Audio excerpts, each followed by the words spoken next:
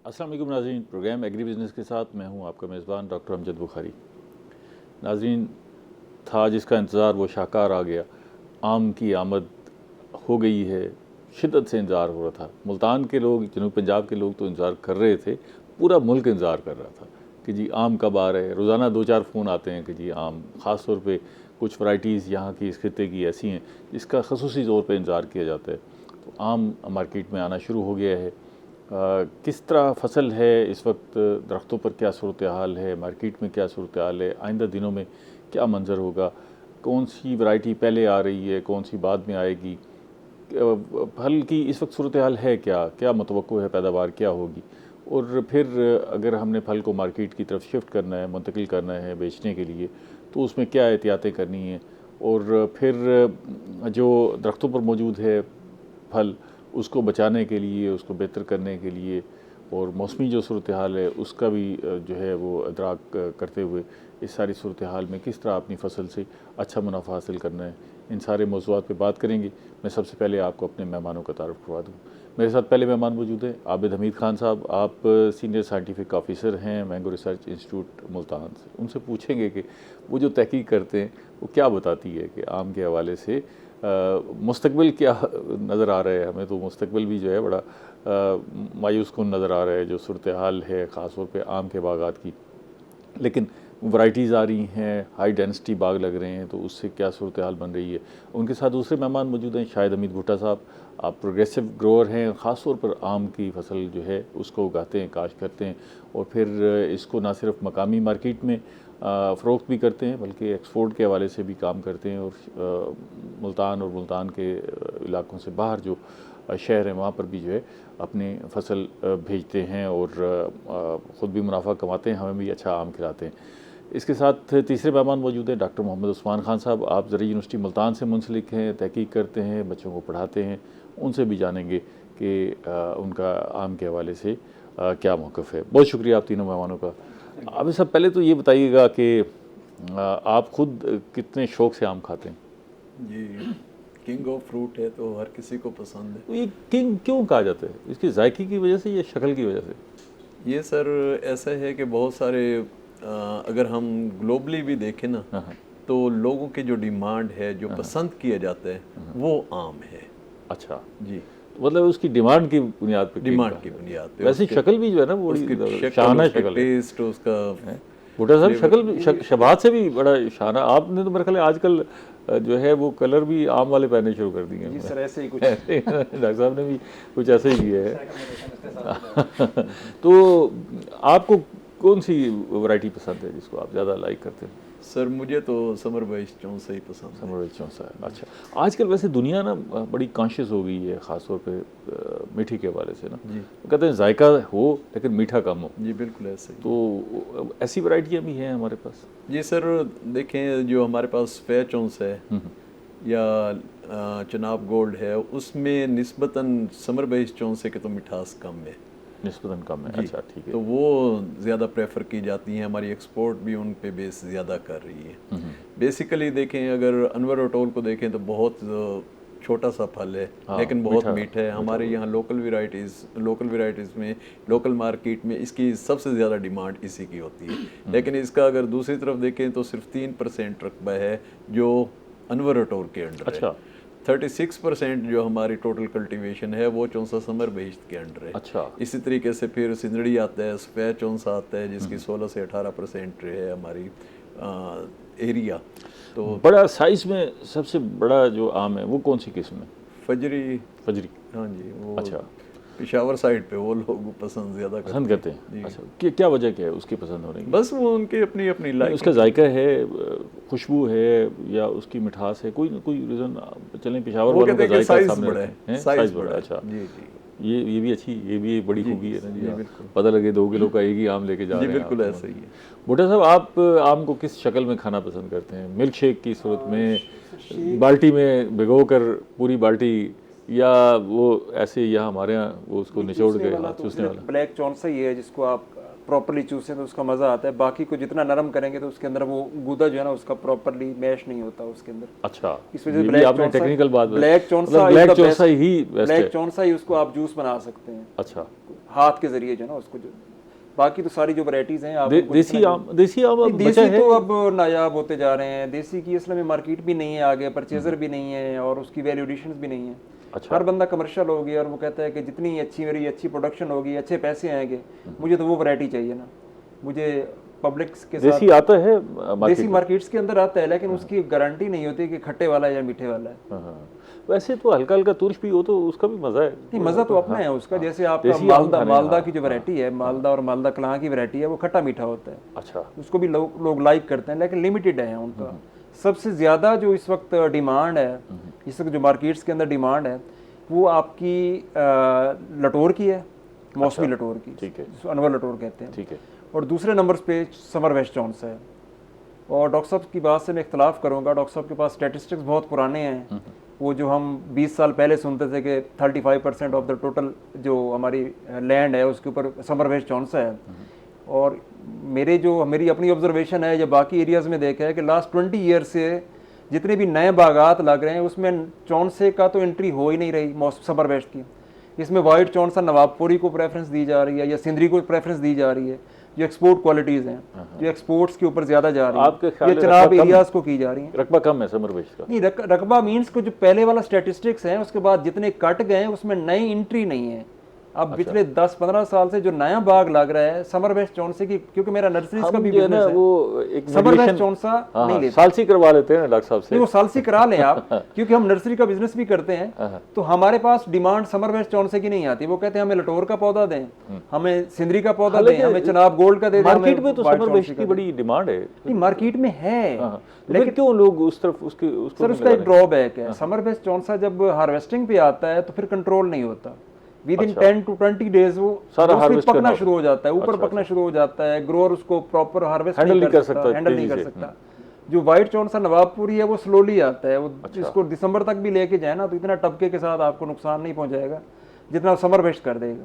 Summer waste चौंसे को आप अगस्त के मिड तक लेके जाएं, पूरे आम के ऊपर पक जाएगा। 100 पेटी वाला आपको 20 पेटियां कच्ची मिलेंगी, 80 ऊपर पक जाएंगी।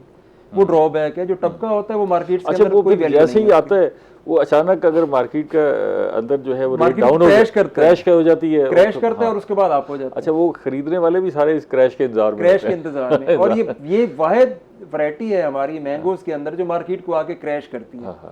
कोई और वैरायटी नहीं है जिसकी वजह से आप कहें कि मार्केट एक हफ्ते के लिए क्रैश होगी और उसके बाद ये वैरायटी आती है, ये वैरायटी आती है तो क्रैश। इसका मतलब है बात। डॉक्टर साहब, ये जो दोनों सामान के दरमियान इख्तिलाफ है, आपकी क्या राय है इस पर? मेरे ख्याल से ये मार्केट जो है ना वो डिमांड के मुताबिक फार्मर्स उसको अडॉप्ट करता है। जिस साल जो वैरायटी ज़्यादा मुनाफा दे देती है तो किसान जो है उस तरफ डाइवर्ट हो जाता है, यहाँ ड्रॉबैक देखता है उसका। अगर तो उसकी देखभाल ज़रा मुश्किल है तो वो फिर ज़रा उस पर कहते हैं कि चलो उस पर कंप्रोमाइज़ कर लेते हैं, तो प्रॉफिट कम भी हो ज़्यादा भी हो तो उनको इतना फ़र्क नहीं पड़ता। तो ये मार्केटिंग टैक्टिक्स जो हैं ये मेरे ख्याल से जो है चलें आपने भी कोई वाज़ेह बात नहीं की। हमें आपसे मजीद आपसे ही बात करना चाह रहा था। जी, ऐसा है कि मैंने ये नहीं कहा कि चौंसा समर वेस्ट के नए बाग लग रहे हैं। मैंने जो एग्जिस्टिंग फिगर्स बताई हैं कि 36% समर वेस्ट चौंसे के पुराने बागात मौजूद हैं। हमारे यहाँ जो ट्रेंड नया चल रहा है, जो नए बागात लग रहे हैं, उनमें 4 वैरायटीज़ ऐसी हैं जो लोग प्रेफर कर रहे हैं। उनमें सिंदड़ी है, सफ़ेद चौंस है, अजीम चौंस है और चनाब गोल्ड। ये चार वैरायटीज़ ऐसी हैं जिनका ये 4 वैरायटीज़ ऐसी हैं जिनका एरिया पिछले 5 से 10 सालों में एक्सीड किया है। लेकिन इन वैरायटीज़ को जब हम स्टैटिस्टिकली देखते हैं, जो सिंदड़ी है वो 18% रकबे पे। एक वक्फा ले लूँ फिर इस पर मज़ीद डिटेल से बात करते हैं। नाज़रीन हमारे साथ रहिएगा, आम पर बात हो रही है, आपका पसंदीदा मौजू है। मिलते हैं एक छोटी सी ब्रेक के बाद।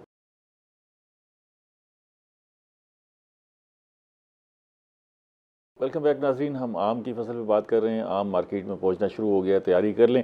अगर आप उसे ख़रीदना चाहते हैं, दोस्तों को भेजना चाहते हैं तो राब्ते शाब्ते भी कर लें और देख लें बागात से ख़रीदना है, मार्केट से ख़रीदना है या कोई आपने पहले ताल्लुक़ बना रखें, लेकिन ज़ाहिर है आपको ख़रीदना है क्योंकि आपने बाहर भेजना है।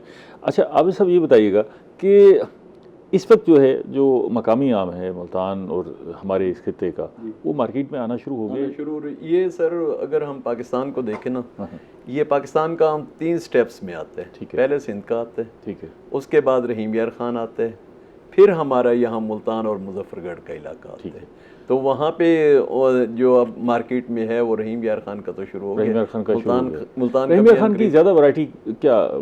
सारी वैरायटीज सारी तकरीबन आती वहाँ है, ठीक है। मौजूद है। अच्छा, उसके बाद अब मुल्तान का अब शुरू। मुल्तान का जब, क्योंकि वहाँ से जब हार्वेस्टिंग समर वेज चौंसा की कंप्लीट होती है, फिर वही बेकर यहाँ आते हैं और यहाँ की हार्वेस्टिंग शुरू हो जाती है। ठीक है। दूसरा एक और हुआ कि इस साल मौसमी तगय्युरात जो थे, हमारी फ्लावरिंग लेट हुई, डिले होगी। हाँ, हमारी फ्लावरिंग लेट हुई, तो इसकी वजह से भी थोड़ा सा सीजन कितना टाइम डिले हुआ? ये तकरीबन 15 से 20 दिन तो हुआ है तमाम वैरायटीज में तकरीबन आगे चली गई। अब ये पैटर्न मुस्तकिल रहेगा, क्या लगता है? नहीं सर, पैटर्न मुस्तकिल नहीं रहेगा। आम के लिए तो हर साल नया ही लगता है हमें, डायमेंशंस भी नए बन रहे हैं। जी बिल्कुल। आप देखें कि आपके यहाँ मुल्तान में अप्रैल का जो टेम्परेचर था, वहाँ पे पंखे भी नहीं चलाने पड़ते थे, और उसी की वजह से ही, ठंडक की वजह से जो पेस्ट प्रॉब्लम हुआ है, खसूसन मैंगो हॉपर ने जो हिट किया है, उससे हमारी ज़्यादा नुकसान हुआ है। और उसके बाद फिर बिल्कुल यकदम मई में दोबारा वो हीट वेव आई है, उससे जो जुलसा हुआ है वो भी बहुत ज़्यादा हिट हुआ है। और ऐसी वेराइटीज़ जिस पे पिछले 10 सालों में हमने इतने प्रोमिनेंट उसके इफ़ेक्ट नहीं देखे थे, वो इस साल नज़र आए हैं। चलें, इसको कंट्रोल करने के हवाले से क्या करना है वो हम अपने जो डॉक्टर साहब हैं उनसे भी पूछेंगे, आपसे भी जानेंगे। आप ज़ाहिर इस पर तहकीक करें। मैं ज़रा आवाम की दिलचस्पी के लिए ना भुट्टा साहब आपसे जानना चाहूँगा कि इसकी तरतीब क्या है? ये जो हमारा मकामी आम मार्केट में आता है, तो पहले कौन सा आम आता है, फिर दूसरा कौन सा आता है, तीसरा कौन सा आता है, ये ज़रा आवामी दिलचस्पी के लिए बता दें। सबसे पहले जो है मालदा जो वैरायटी है, जो सुरोली, उधर सुरोली बोलते हैं, मुल्तान वाली साइड्स पे किधर सुरोली बोलते हैं? रमीर खां या सिंध से जो आता है ना, उसको नाम सुरोली रखा हुआ है, लेकिन वो सुरोली एज सच वो मालदा हमारी एक वैरायटी है, खट्टी मीठी जो होती है, डॉटेड जो होती है ना। ठीक है, पहले वो आता है। सबसे पहले वो आती है, उसके बाद दुसेरी आ जाता है, फिर उसके बाद लंगरा आ जाता है, ठीक है ना। ये वाली जो वैराइटीज़ हैं ये अर्ली वैराइटीज़ हैं। उसके बाद दुसेरी के बाद सिंदरी आता है, और सिंदरी के बाद आ जाता है लटोर, लटोर के बाद फिर समर बेस्ट चौंसा आता है। समर बेस्ट चौंसा के फ़ौरन बाद जो है ना आपके पास ये 3 वैराइटीज़ एक साथ आ जाती हैं आपके पास। सफ़ेद चौंसा जो लेट वाला है हमारे पास, जो एक्सपोर्ट क्वालिटी होती है आपके पास, चनाब गोल्ड, और जो हमारे पास जो अजीम चौंसा है, ये वाली वैराइटीज़। और 12 नंबर लटोर भी इनके बीच में ही एडजस्ट हो जाता है। अच्छा। ये तकरीबन ये सर्कल 65 डेज़ के अंदर जो है ना सीज़न आता है, 65 विद इन 65 डेज़ जो है ना ये एंड हो जाता है। और 65 दिनों का जो है इसका पैटर्न यही है। लेकिन इस दफ़ा जो इन्वायरमेंटल चेंज ने किया है वो पैटर्न्स टोटली चेंज हो गए हैं। और मज़े की बात यह है कि वो जो लाइफ सर्कल था इनका, जो जिसने पहले आना था और जिसने बाद में आना था, अब वो उल्टा चल रहा है सर्कल्स। ये पिछले 10 दिन से जो मार्केटिंग हो रही है, डिजिटल मार्केटिंग्स में देखें या बाकी सोशल मीडिया के ऊपर चल रहा है, पिछले 10-15 दिन से लोगों ने लटोर को पहले हार्वेस्ट कर लिया, सिंदरी को हार्वेस्ट कर लिया, दुसेरी अभी मार्केट्स के अंदर इन हो रहा है, तैयार हो गया, तैयार हुआ है या नहीं हुआ, उसका हार्वेस्ट कर लिया है, क्योंकि रेट्स बहुत अच्छे थे मार्केट्स के अंदर, लोगों की डिमांड्स भी थी, वो लटोर के अलावा और कुछ मांग नहीं रहे थे। जो लोग पूछ रहे हैं शहर से बाहर कि जी चौंसा कब आएगा, उनको हम क्या जवाब देंगे? सर वो 10 जुलाई से पहले उसको हार्वेस्ट करेंगे, फीका होगा। नहीं, अब मार्केट में वो प्रॉपरली कब आना शुरू होगा? 15 दिन का वो जो डिले है वो भी डाल दें? नहीं, वो 15 दिन का डिले डालेंगे तो हम 10 जुलाई के बाद ही एक्सपेक्ट कर सकते हैं। ठीक है, लेकिन उसमें जुलाई के बाद, लेकिन जो इस हीट वेव आई है उसकी वजह से अब उनका जो मेच्योरिटी लेवल है, जो उनका अरोमा है, वो एडजस्ट हो गया है तमाम वैरायटीज का। तमाम के अंदर ड्राइनेस आ गई है। हमारे पास एक वैरायटी होती है सुरखा चौंसा, वो एक लाल सी झल्ली आती है उसके ऊपर, चौंसे की वैरायटी है एक, उसको लोगों ने हार्वेस्ट किया है, हालांकि वो चौंसे से 5 दिन पहले आता है, उसको अभी से हार्वेस्ट किया है। जब उसको दवाई लगाई है तो उसने ज़बरदस्त कलर वही दे दिया है, अच्छा, जो ओरिजिनलिटी वाला था, ठीक है ना। लेकिन सिंदरी जो है वो अभी तक नहीं दे रहा, अभी तक उसमें मुरझाओपन है। एक्सपोर्टर उठा रहे हैं और बड़े हैवी रेट्स के ऊपर उठा रहे हैं। अच्छा, 6200-6300 रुपए की आवाज़ें आ रही हैं फी मन की, लेकिन उसके बावजूद वो मुरझा रहा है। हालांकि उसका टाइम सर्कल, उसका सारा कुछ कंप्लीट हो चुका है और 10 से 15 दिन पहले हम उसको हार्वेस्ट कर सकते थे। ये जो सर्कल चेंज हो रहे हैं ना, ये बड़ा इफेक्ट्स कर रहे हैं। और तीसरी बात यह है कि हमारा जो समर बेस्ट चौंसा है, जो किंग ऑफ मैंगोज़ है, जिसको आमों का बादशाह कहते हैं, जिसकी सबसे ज़्यादा डिमांड है और पूरी दुनिया में लाइक किया जाता है, उसकी लाइफ मुझे ख़तरे में नज़र आ रही है। क्यों? इस दफ़ा जो इन्वायरमेंटल चेंज है, क्योंकि मैंने लास्ट हमारे प्रोग्राम्स के अंदर भी ये डिस्कस किया था कि अब वैरायटी टू वैरायटी वेरी करेगी हमारा फ्यूचर, ठीक है, कि कौन सा मौसम कौन सी किस्म को उठाता है और कौन सी को डिक्लाइन पे लेके जाता है। तो इस दफ़ा, इस साल जो हमने देखा है, जो लास्ट ईयर्स भी जिन समर बेस्ट चौंसे के ऊपर फल नहीं था, इस साल भी उन्होंने जो उठाया है उसका साइजिंग बहुत कमज़ोर है। अच्छा। उसके लेट वाली वैरायटीज भुट्टा ने साहब को साइज आप बहुत अच्छी अच्छा खबर कर नहीं, लिया। बुरी खबर सुना रहे ये हैं। बुरी खबर है, हाँ। ये ग्रोअर्स के लिए बुरी खबर है कि उनका जो चौंसा है वो इस जो एनवायरनमेंट है इसके साथ मीट नहीं कर पा रहा, इस टेम्परेचर के साथ मीट नहीं कर पा रहा। एक तो उसकी ग्रोथ स्लो हो गई है उसके साइज की, बाकी उसके बाद वाली वैरायटीज बहुत अच्छी हो गई हैं। सफ़ेद चौंसा जो लेट आना है, जो अगस्त के एंड तक आना है, वो आधा किलो से बढ़ गया है साइज। अच्छा। और ये 150 ग्राम से ऊपर नहीं जा रहा, इसकी ग्रोथ ही रुक गई है due to environmental change, due to environmental factors. और ये जो है ना, ये साइंस जो है ना, ये खतरनाक डॉक्टर है साहब इस से वैरायटी पूछते के हैं ना, लिए। ज़ाहिर तहकीक कर रहे होंगे डॉक्टर साहब। ये पहले तो मुझे ये जो टेक्निकल बातें हैं इससे हट के ये बताइएगा कि ये जो मिल्क शेक है वो किस वैरायटी का ज़बरदस्त बनता है, इसके बारे में आपकी तहकीक क्या कहती है? कोई कभी आपने इस पर तहकीक की है?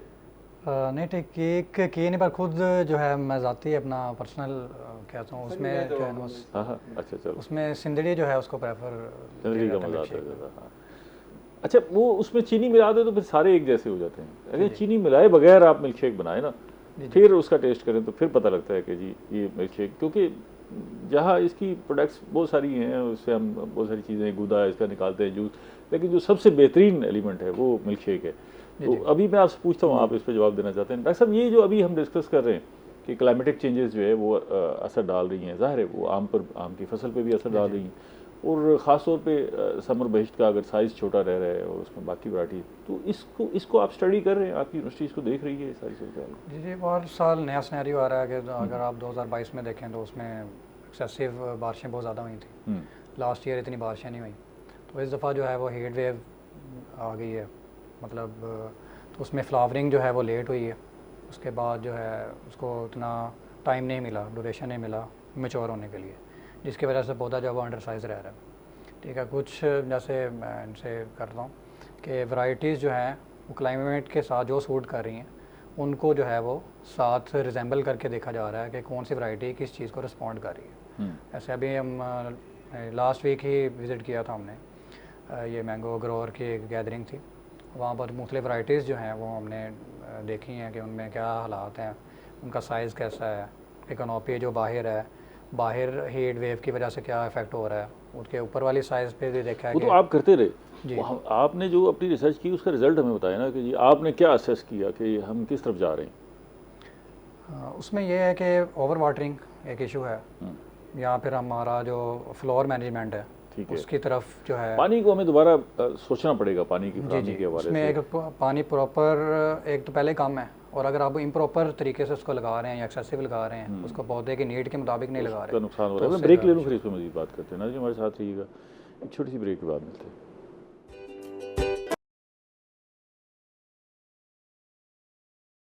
प्रोग्राम में दोबारा खुशामदीद। हम आम की फसल पे बात कर रहे हैं, आम मार्केट में पहुंचने लगा है, आपने भी तैयारी कर ली होगी आम खाने की, तो आपने ख़रीदना कैसे इसका गुर भी बताएंगे। भुट्टा साहब हमारे साथ मौजूद हैं कि आप जब मंडी में या दुकान पे जाएं तो फिर वो क्या टेक्निक है जिसको अडॉप्ट करके आपने सस्ता और अच्छा आम ख़रीदना है, ये भुट्टा साहब आपने ज़रूर हमें जवाब देना है, सोच के रखें आखिर में, ठीक है ना। अच्छा, अब सब ये बताइएगा कि ये भी हम डिस्कस कर रहे थे कि फ्रूट तो इकट्ठा हुआ, उठाया सारे किस्मों ने, लेकिन कुछ फल जो है वो छोटे रह गए, कुछ अक़साम, और कुछ के साइज़ ठीक हैं, तो ये क्या है, चीज़ें असरअंदाज हो रही हैं और इनको हमने कम्बैट किस तरह करना है? देखिए, साइज़ में ज़्यादा रोल फर्टिलाइज़र का भी हो सकते हैं, वहाँ पे पोटाश का इस्तेमाल कितना हुआ है, वहाँ पे फास्फोरस का इस्तेमाल कितना हुआ है, उसका बहुत ज़्यादा इम्पेक्ट आता है। ठीक है। दूसरी बात कि जब हमारी फ्रूट सेटिंग हो जाती है, यहाँ पे ये हुआ कि हॉपर का बहुत ज़्यादा हमला हुआ ना, लोगों से यहाँ कंट्रोल भी नहीं हुआ। मैंने जैसे आपको पहले बताया कि अप्रैल के महीने में जो टेम्परेचर हमारा कम हुआ है, तो वहाँ से जब आपके पत्तों के ऊपर ब्लैकनिंग आना शुरू हो जाए, फोटोसिंथेटिक एक्टिविटी डिस्टर्ब हो, वहाँ पे मुसलसल फिर इंसेक्टिसाइडल एप्लीकेशन हो, 2-3 स्प्रे करने पड़े, उनका भी स्ट्रेस आ सकता है। यानी बहुत सारी ऐसी वजूहात हैं।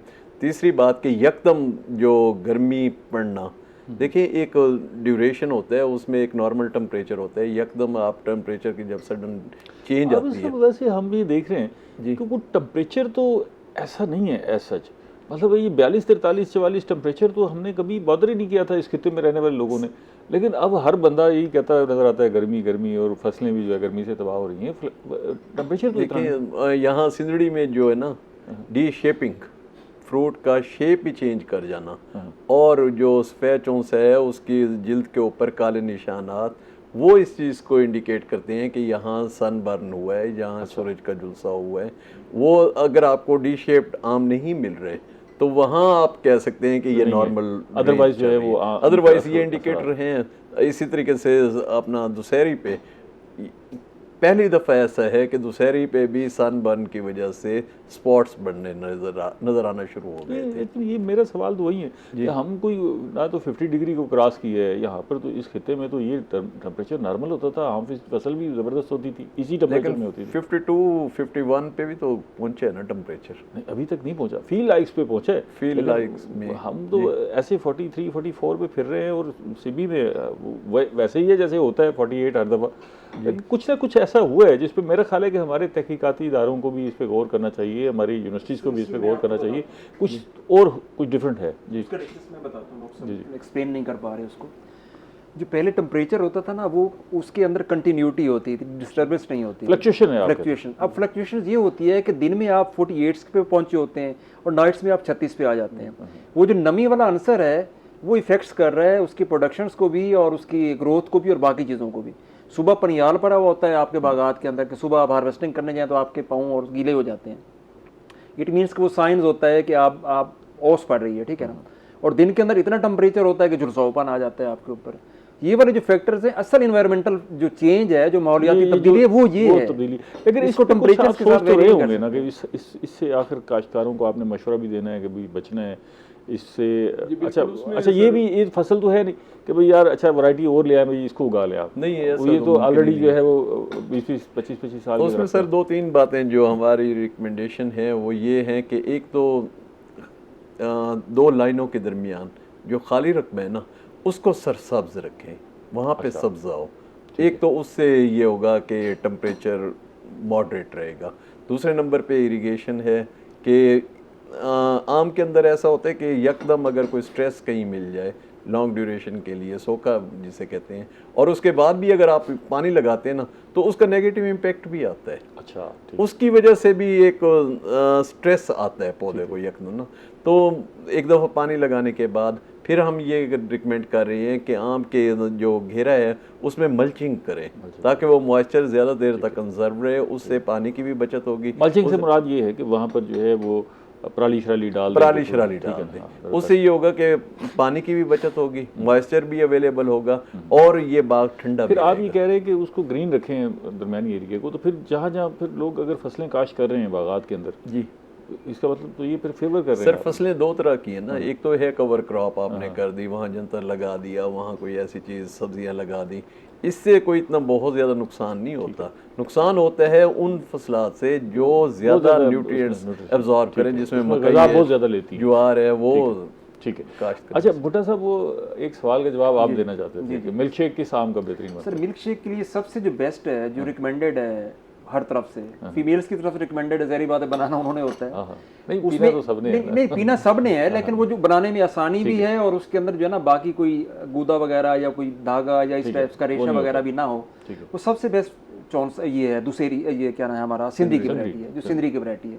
इसकी गुठली छोटी होती है, फाइबर इसके अंदर ज़्यादा होता है, गूदा ज़्यादा होता है और इसका बड़ा गहरा और आला किस्म का बनता है। और दूसरा जो सबसे ज़्यादा अच्छे क्यूब्स बनते हैं आप जो कांटे के साथ खाते हैं, वो भी सिंदरी वैरायटी के जाके बनते हैं। अच्छा, ताकि जो है ना बाकी के अंदर कहीं गुठली मोटी आ जाती है, कहीं उसका गूदा कम होता है, कहीं बाकी चीज़ रेशा आ जाता है या बाकी चीज़ें होती हैं।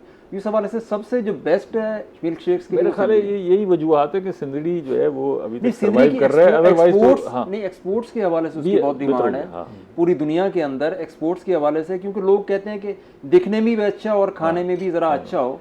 तो इसका जो ब्यूटी आती है ना, कलर इतना आ जाता है इसके ऊपर को, जो ओरिजिनल जो आर्टिफिशियल कलर जिसको हम बोलते हैं, जो हम ग्राफिक्स के जरिए निकालते हैं, वो वाला ग्राफिक्स वाला कलर अगर किसी ने देखना है किसी वैरायटीज के ऊपर तो ये सिंदरी की वैरायटी है। बाकी के ऊपर वो ढब्बा सा आता है, किसी के हल्का आएगा, किसी के ऊपर तेज आएगा, ये इसके ऊपर आता है। और गूदा भी अच्छा होता है, इस वजह से पूरी दुनिया में लाइक किया जाता है। और एक्सपोर्ट सबसे ज्यादा इसकी है। एंड के ऊपर वो सफेद चौंसा आता है, वो मजबूरी है। नाम के एतबार से तो ये लगता है कि ये सिंध से जनरेट होने वाली वैरायटी है। अच्छा मजे की बात यह कि ये सिंध से जनरेट की गई वैरायटी है। सिंध की एक तहसील है सिंदरी जो है ना, वहाँ पे सबसे ज़्यादा ये काश्त किया जाता था। लोग सिंध के नाम से इसको जानते हैं और लोग ये समझते हैं कि ये सिंदरी की जो वैरायटी है शायद ये सिंध की है, पंजाब में नहीं होती। हालांकि 67% सिंध से ज़्यादा इसकी यहाँ पे काश्त है हमारे पंजाब के अंदर।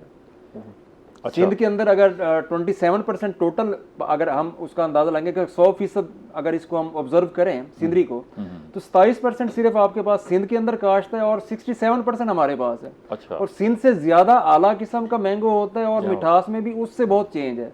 इस वजह से एक्सपोर्टर्स भी इसको लाइक कर रहा होता है। सवाल ये है कि सिंध से तो आम इधर आता है, वो इसलिए आता है कि वैरायटी पहले आ जाती है, उनकी प्रोडक्शन पहले आ जाती है। कभी ऐसा भी होगा कि यहाँ से सिंध आम जाता हो? नहीं, अब ये जा रहा है हमारा, जब उनके पास नहीं होगा तो सिंध की मंडियों में हमारा मैंगो जा रहा होता है। कराची की मंडी में सबसे ज्यादा आपके इसीलिए का मैंगो जा रहा होता है। ठीक है। एक्सपोर्टर सबसे ज्यादा डिमांड आपकी इस खित्ते की कर रहा खित्ते के फल की डिमांड। आज जो एक्सपोर्टर सिंदरी की एक्सपोर्ट 62-6300 रुपए पे कर रहा है, वो सिंध का एक्सपोर्टर है, पंजाब का तो है नहीं। पंजाब वालों को तो अल्लाह ने अक्ल ही नहीं दी कि हमने एक्सपोर्ट करना है या कुछ बिजनेस करना है। आप अपने खिलाफ बातें कर रहे हैं। अपने खिलाफ नहीं, एक्सपोर्टर्स के हवाले से कर रहे हैं। आप एक्सपोर्टर बने यार, हम कैसे बन सकते हैं? हम तो ग्रोअर हैं, एक साइड आपको कवर कर सकते हैं, या ग्रोअर बने या एक्सपोर्टर बने। ठीक है। दो साइडों पे जाएंगे तो दोनों डिस्टर्ब हो जाएंगी आपकी।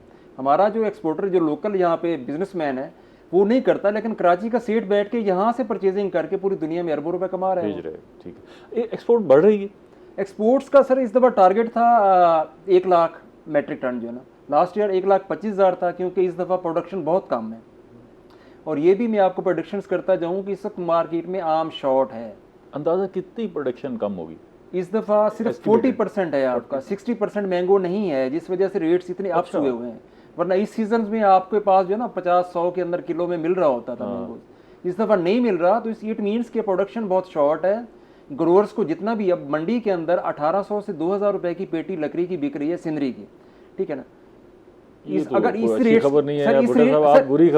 रेट्स के ऊपर अगर ग्रोअर मंडी के ऊपर बल्क में नहीं डाल रहा मैंगो, इतना अच्छा रेट भी है और फिर भी मंडी नहीं बैठ रही, इसका मतलब इट मींस के फसल शॉर्ट है। ठीक है, एक ब्रेक के बाद बात करते हैं। नाज़रीन हमारे साथ रहिएगा, एक ब्रेक के बाद मिलते हैं।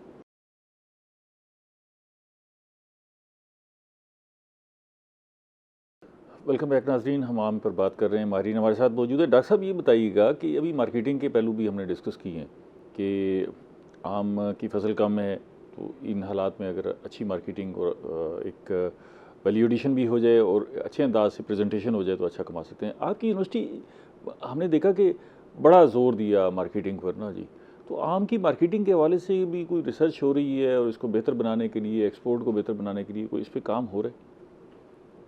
जी सर, ये हमारा ड्राई मैंगो का प्रोजेक्ट आपको पता होगा कि चल रहा था, मुख्तलिफ कंपनीज़ के साथ हमारा लिंक भी है। तो हमारा ड्राई यूनिट काम कर रहा है और फर्दर प्रोजेक्ट्स भी उसमें आ रहे हैं। ड्राई यूनिट कहाँ तक पहुँचा? क्या आप वो पैक कर रहे हैं या बस सिर्फ ड्राई करके कंपनियों को दे रहे हैं? क्या है, क्या मतलब? नहीं, ये कंपनीज जो हैं वो हमसे फैसिलिटेशन मांग रही हैं कि फैसिलिटेशन ले रही हैं। ठीक है, वो हम उनको प्लांट, आपके पास प्लांट लगा हुआ है? जी जी, ठीक है। उसमें फर्दर प्रोजेक्ट्स भी हमारे आ रहे हैं। ठीक है, बड़ा ड्राई मैंगो यूनिट हो, मज़ीद कंपनीज हैं, जितनी उनकी प्रोडक्शन कैपेसिटी है उसको बढ़ाया जाए और एक्सपोर्ट लेवल पे उसको लेकर जाया जाए, मैक्सिमम जो है प्रॉपर ड्राई करके उसको ना। तो एक्सपोर्ट लेवल पे ड्राई मैंगो की डिमांड बहुत ज़्यादा है। क्या इस्तेमाल क्या है ड्राई मैंगो का? ड्राई मैंगो का ये है कि आप आउट ऑफ सीज़न भी खा सकते हैं और उसमें आपके वो जो ड्राई हो जाता है तो उसका जायका कैसे हो जाता है? जैसे ये खजूर ड्राई होके हो जाती है, जी जी, उसमें जैसे बन जाता है। जी जी, उसमें थोड़ा सा कुछ केमिकल्स भी ऐड होते हैं, अच्छा, एडिटिव्स ऐड होते हैं।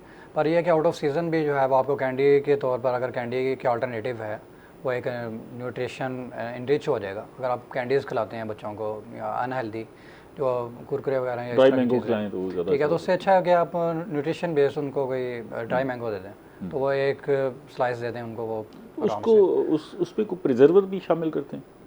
जी, थोड़े बहुत ज़ाहिर बात ऐड करने पड़ते हैं। हर चीज़ तो है नेचुरल चीज़ है, तो उसमें उसकी शेल्फ लाइफ तो कम होती है नेचुरली। तो वो जो कंपनियां ले रही हैं वो किस शेप में उसको पैक कर रही हैं?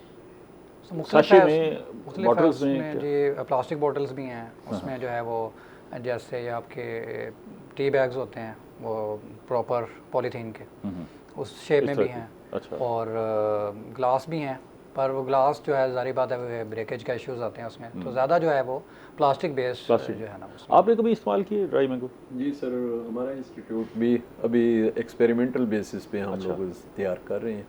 अच्छा, दूसरी बात कि ये जो नए बाग लगाने का एक बात हो रही थी ना, वो मैं ये कहूँगा कि हमारी ईटिंग हैबिट्स जो हैं वो भी डिफ़ाइन करती हैं मार्केट के साथ साथ कि हम किस चीज़ कौन सी वैरायटीज़ को हम प्रेफर करते हैं। अच्छा। मसलन कुछ सालों पहले चूसने वाले आम को ज़्यादा प्रेफर किया जाता था, अब ये है कि वो आम पसंद किए जाते हैं जिनके स्लाइसेस बने, जिनके क्यूब्स बने और सोफिस्टिकेटेड हो गए ना जी, सोफिस्टिकेटेड, जिनको हालांकि जो चूज कर आम खाने का मजा है उसका मुतबादिल कुछ नहीं है। जी बिल्कुल, बिल्कुल ऐसा ही है। और ये आने वाले वक्त में ड्राइड मैंगो इंशाल्लाह यहाँ पे आपको एरिया में नज़र आएगा और हम इसे ज़्यादा हम बूस्ट अप करेंगे इंशाल्लाह। डॉक्टर साहब, आपने भी ड्राई मैंगो खाया? जी ड्राई मैंगो जी टेस्ट किया है उसको। हाँ, तो आपको तो फार्मर कैसा लगता है ये आपकी? नहीं सर, ओरिजिनल के साथ तो नहीं मिल सकता, ये है कि मजबूरी है कि जब वो जायका वो बरकरार रहता है? नहीं, जायका नहीं, जायका चेंज हो जाता है, बस वो एक नहीं, ये आपने उसको खाया तो ये बताना पड़ता है कि ये मैंगो है या आपको नहीं फील तो हो जाता है आपको, क्योंकि ऑलरेडी उसके ऊपर टैगिंग भी तो की जाती है, ब्रांडिंग टैगिंग ना हो,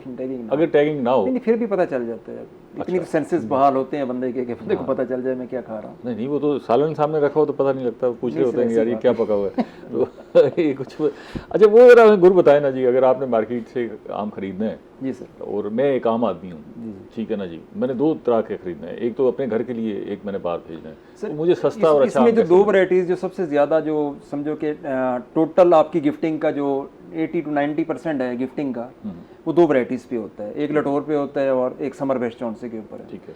लटोर की तो मार्केट को डाउन्स को तो वो भूल जाएं, क्योंकि उसकी तो टोटल डॉक्टर साहब भी ये बता रहे हैं कि 3% तो टोटल है उसकी काश्त है, तो मार्केट में हर वक्त ही शॉर्ट होता है। उसको कहें कि उसकी मार्केट कोलैप्स कर जाएगी और आप जाके सस्ता ले लेंगे, वो मुमकिन नहीं है। जैसे मिलता है, जहाँ से मिलता है उसको उठा लें, ओरिजिनल हो, देसी वो ना हो, ये ना हो कि हर गोल आम जो है जो लड्डू की शक्ल का आम है वो लटोर बन के बिक रहा है मार्केट के अंदर। ये भी एक ड्रॉप है कि मुल्तानी बदनाम हो गए हैं कि यार ये लड्डू वाला जो भी आम आता है उसको लटोर बना के बेच देते हैं।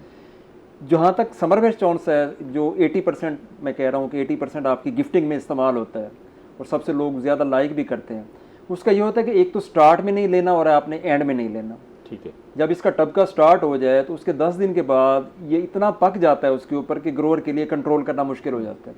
वो इजाफी लेबर लगा के मंडी में जहाँ एक ट्रक जाना होता है वो 2, 3, 4 भिजवा देता है, मार्केट कोलैप्स करती है, एक हफ्ते के लिए डाउन आ जाती है मार्केट्स, इतनी के ग्रोअर की इनपुट कॉस्ट भी पूरी नहीं हो रही होती। अच्छा। और उसके बाद जब फिर उठता है तो फिर ये जो है ना वो डबल ट्रिपल पे चला जाता है, क्योंकि जिनके पास एंड पे बच्चा होता है, छोटा छोटा होता है, जो भी होता है, तो इस वजह से जो मिड का इसकी शेल्फ लाइफ है क्या इस समर वेस्ट की? समर वेस्ट की self life sir 4 to 5 days तमाम। मतलब आप अगर कहीं भेजना चाह रहे हैं तो ऐसी डेस्टिनेशन पे भेजें जो 4 से 5 दिन में पहुंच जाए? नहीं, तमाम वैरायटीज़ ऐसे ही वेरी करती हैं सिवाय वाइट चौंसा नवाबपुरी के, क्योंकि उसकी जो स्किन है वो हार्ड होती है ज़रा सी, वो 2 दिन और इजाफी निकाल जाता है। वो 7 दिन निकालता है, ये 5 दिन निकालते हैं। 5 दिन में बात ख़राब नहीं होता, इट्स मीन्स कि ओवर पकना शुरू हो जाता है और वो 10 डेज़ के बाद उसके ऊपर दाने चुटक से आएंगे काले काले, और फिर वो ब्लैकिश दाने बढ़ते बढ़ते उसको पूरा ब्लैक कर देंगे तमाम कुछ। ठीक है, मतलब आपने इंतजार कर रहे हैं कि वो जब मार्केट क्रैश हो उसके कोई कोई टाइम पीरियड बता दें? टाइम पीरियड सब आज के हिसाब से जो हमारी जो ये नया सर्कल आया है इसका, लाइफ सर्कल भी और ये एनवायरमेंटल सर्कल जो है, उसके हिसाब से अगर हम हार्वेस्ट करना स्टार्ट करते हैं 10 जुलाई से, ठीक है ना, तो आपने 10 से परचेजिंग नहीं करनी है। ठीक है। आपने जाके इसको 20 और 22 को जाके परचेजिंग करनी है, जब ये फुल पीक पे होगा, और ये अगस्त 1 अगस्त से पहले पहले ये आप साहब को मशवरा देना चाह रहे हैं? जी सर, इसमें ये था कि देखें इन्वायरमेंट चेंज आया, हमने गर्मियों का स्पेल भी बर्दाश्त किया, हमने पेस्ट का भी बर्दाश्त किया। अब ये है कि ज़िम्मेदार उसकी हार्वेस्टिंग कैसे करते हैं। एक आम को अगर 20 या 30 फीट की बुलंदी से वो गिरेगा तो उसके अंदर जो चोट लगती है वो अंदर से बिल्कुल ही ख़राब कर देती है। पहली बात तो इसको चोट से बचाएं, दूसरी बात कि इसको गर्मी से बचाएं आफ्टर हार्वेस्टिंग, तीसरी बात कि हार्वेस्टिंग से भी पहले आपको एक फंजीसाइड का स्प्रे करने की ज़रूरत है, ताकि जैसे ये भुट्टो साहब फरमा रहे थे कि उसके ऊपर काले निशानात आ जाती हैं, वो पोस्ट हार्वेस्ट जो डिसीज़ हैं जो पकने के ऊपर ज़्यादा वाज़े नज़र आती हैं, उनके अगेंस्ट हमें प्रोटेक्शन चाहिए। ताकि वो कहीं पे भी आम जाता है वो काला तो ना हो। ठीक है। एक और बात कि जेली में तो अच्छा लगेगा। एक और बात कि जेली सीड का भी कंसेप्ट है कि अगर समर बेस्ड चौंसा में आपने देखा होगा कि गुठली के पास ये गला हुआ आता है, वो ये होता है कि वहाँ से कैल्शियम ड्रेन होती है और उसकी सबसे बड़ी वजह ये होती है कि ज़िम्मेदार जो है हार्वेस्टिंग से कबल ही वहाँ पे नाइट्रोजन वाली फर्टिलाइज़र डालना शुरू कर देता है कि हम ग्रोथ भी साथ साथ लें। ठीक है। वो जहाँ प्रैक्टिस अडॉप्ट की जाएगी वहाँ पे जेली सीड का भी प्रॉब्लम बनेगा। दूसरा, इसको गिरने से जो चोट लगती है उससे नुकसान होता है। मैं डॉक्टर साहब से, क्योंकि प्रोग्राम का वक्त खत्म हो रहा है जी, तकरीबन आधा मिनट होगा। डॉक्टर साहब ये बताइएगा, ये जो हम पुड़ी लगाते हैं आम की पेटी में, इसके कोई मुज़र असरात भी हैं? अब तो बड़ा ये फैल गया है कि जी ये पुड़ी लगाने से ये नुकसानात हैं जी, बचें जी इससे, और बहुत सारे लोग ये बेच रहे हैं बगैर पुड़ी के लगा हुआ आम। ज़ाहिर बात है केमिकल है तो ज़ाहिर बात है उसके साइड इफ़ेक्ट्स होंगे। अगर आपने खुद भी टेस्ट किया हो कि जिसमें दवाई लगी होती है, अगर आप खाते हैं तो इंस्टेंटली जो है आपका थ्रोट में फील हो जाता है कि ये जो है दवाई लगा हुआ है, और उसके बाद आप कोई चीज़ नहीं खा सकते, आपका मुंह कड़वा हो जाता है, आपका टेस्ट बर्ड जो है वो बिल्कुल ही चेंज हो जाता है। इसमें कुछ चीज़ों को अलाउ किया गया है और कुछ को नहीं किया। ये है कि गवर्नमेंट फूड अथॉरिटी जो है उसने अलाउ किया है एथिलीन रेपनर है। ठीक है। एथिलीन गैस वो होती है जो मैंगो के अंदर नेचुरल तरीके से होती है, गैसेस होती उससे उसको नुकसान नहीं पहुंचता, उससे उसको नुकसान, वो गैसेस जब डबल होती है, एक आम की अपनी गैस जब वो प्रेशर में आता है उसको ढांप के रखते हैं तो जो गैसेस उसके अंदर से निकलती है। एथिलीन अगर यूज कर रहे हैं तो इट्स ऑल राइट। एथिलीन इस्तेमाल करते हैं, इसके अलावा जो कुछ है इसके कोई साइड इसके अलावा क्या क्या इस्तेमाल हो रहे हैं? एथिलीन्स के अलावा और किसी भी चीज़ के साथ आप पकाएंगे तो उसके साइड इफेक्ट्स होंगे किसी और केमिकल के साथ। ठीक है। एथिलीन के साइड आम आदमी को तो पता नहीं लगना कि एथिलीन की पुड़ी है या नहीं। एथिलीन का साशी बिल्कुल ये है, वो टी बैग्स की तरह होता है और वो दूर से ही पता चल जाता है उसको, जो केमिकल है बना के सल्फर नहीं सर, कैल्शियम कार्बाइड है, वो तो कैल्शियम कार्बाइड है, वो तो मिसाला है आपका वो वाला जो वेल्डिंग में इस्तेमाल करते हैं। तो वो तो इस्तेमाल कर रहे हैं वो सारे। नहीं, वो तो ज़ाहिर बात है कि मजबूरी है, जब कलर लेना है और उसके अंदर शाइनिंग लेनी है, मार्केटिंग करनी है, तो फिर उसके लिए आप तीनों मेहमानों का बेहद शुक्रिया। प्रोग्राम का वक्त खत्म हो गया, मजीद बात करते हैं। आम का मौजू ऐसा है जिस पे जो है वो बात ख़त्म नहीं हो सकती, लेकिन इस पर मजीद बात करेंगे। अभी तो ये सीज़न शुरू है। नाज़रीन, हमारे साथ आपने इसी सारी गुफ्तगू सुनी, आपको बताया भी है कि आपने मार्केट में कैसे ख़रीदना है। इस सिलसिले को जारी रखेंगे जब तक आम का सीज़न है, आपको बताते रहेंगे, वैरायटियाँ आती रहेंगी, कैसे आपने ख़रीदना है, कैसे फसल को बेहतर करना है, कैसे मार्केट जो है वो अच्छी बनानी है, पैसा कमाना है। लेकिन आप जो कुछ आपके पास महफूज है, मौजूद है, उसको अच्छा बनाने के लिए कोशिश करें और अपनी फसल जो है बर वक्त अच्छे अंदाज से मार्केट में पहुँचाएँ ताकि आपको अच्छे पैसे मिल सकें। अगले प्रोग्राम तक इजाज़त दीजिए। अल्लाह ने के बाद।